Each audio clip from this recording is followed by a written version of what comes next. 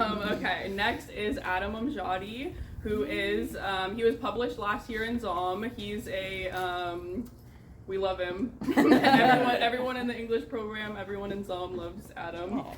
He's a first-year English graduate student at Sonoma State, and he's focusing on creative writing.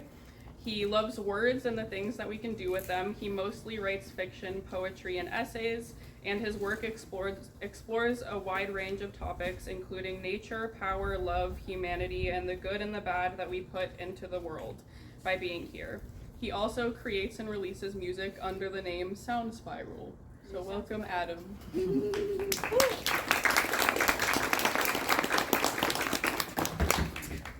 Thank you so much for the lovely introduction. I really appreciate it. It's an honor to be invited to read, even though I wasn't published in ZAUM this year. I very much appreciate it. I was surprised to even get the offer, quite frankly, but it means a whole lot to me as a writer. It's always a special thing to be given an opportunity to speak.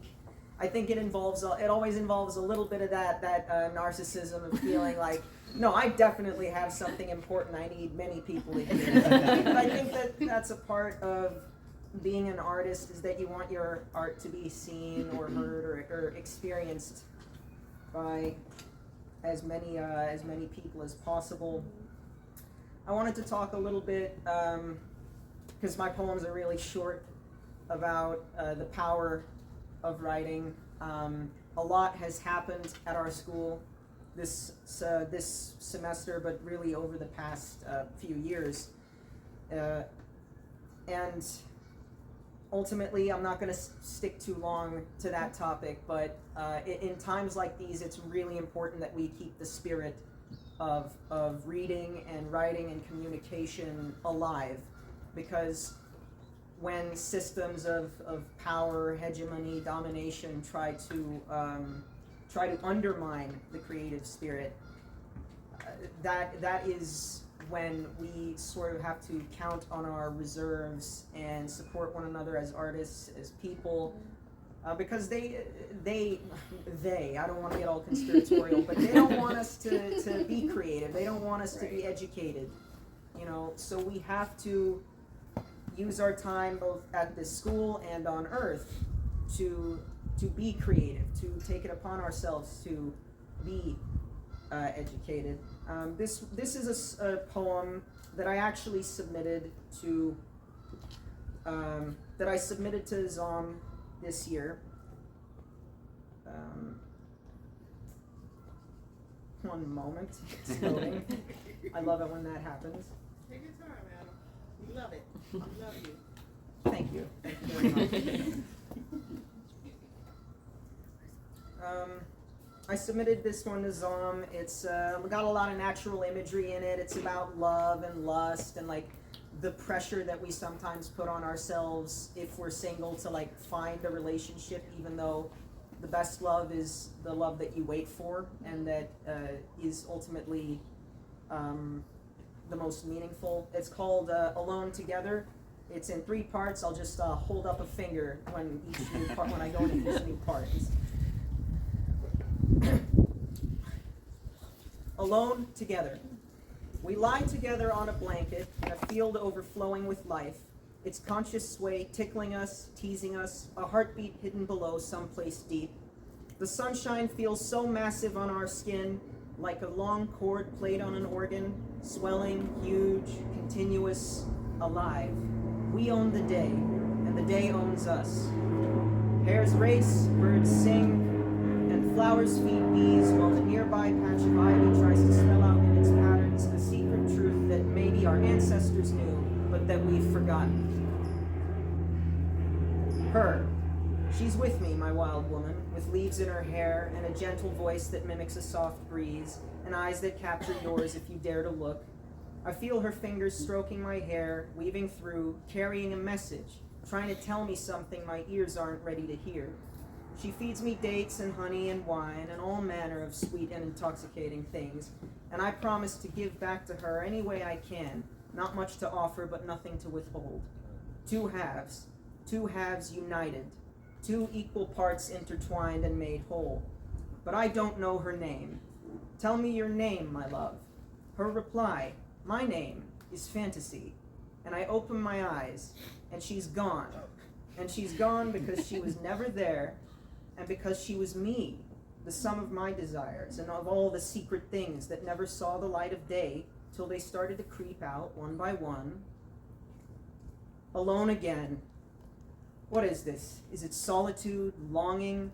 I yearn for someone, for that second half that's evaded me for so long. I haven't found her. I wonder if I ever will. Deep down, there's this knowledge. Love is organic, spontaneous. There's no map to lead us to it, no secret password, no spell of seduction. It can't be grown, can't be bartered, can't be stolen or siphoned off, or watered down or divvied up, or deciphered.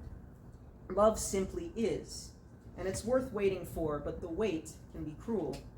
I ask, am I alone?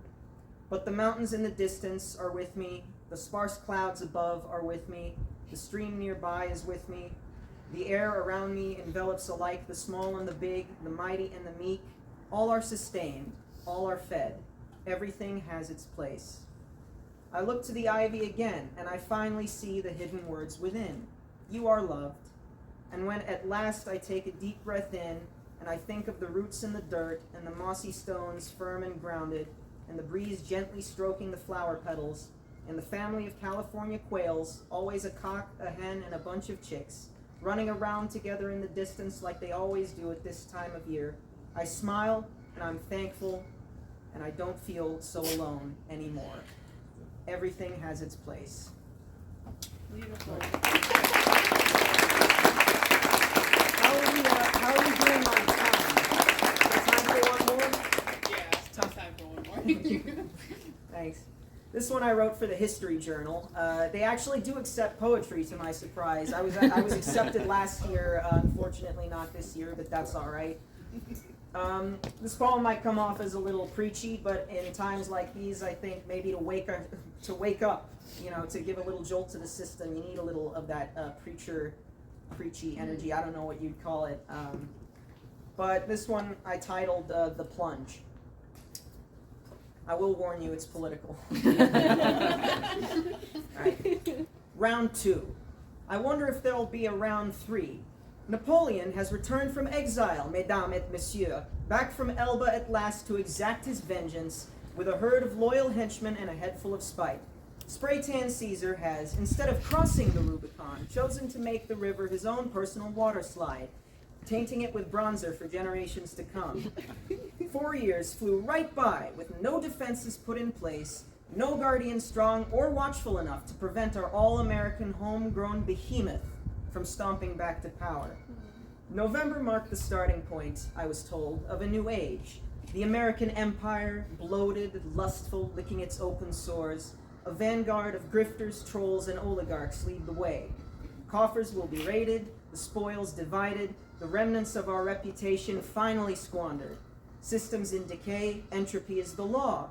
What was it Yeats said? Something about a falconer, something about the center not holding? Forget about it. Reading's for nerds. It's like waking up one day to find bits of skull in your morning cereal, then eating it anyway. It doesn't taste good. Heck, maybe you even swallow a piece of brain here and there, but it's still something. So you shrug and you roll your eyes and crunch, cringe at the taste.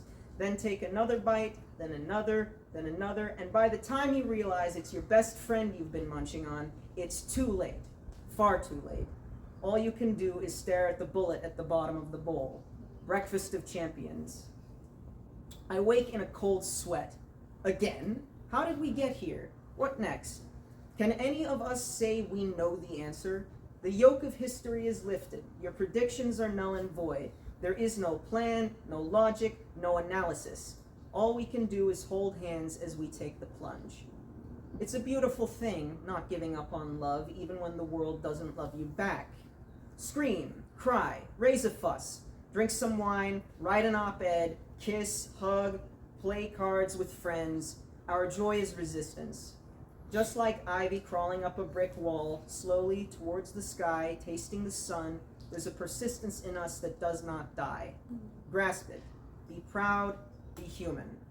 It's all we can do as we take the plunge. Beautiful. Thank you very much. I appreciate it.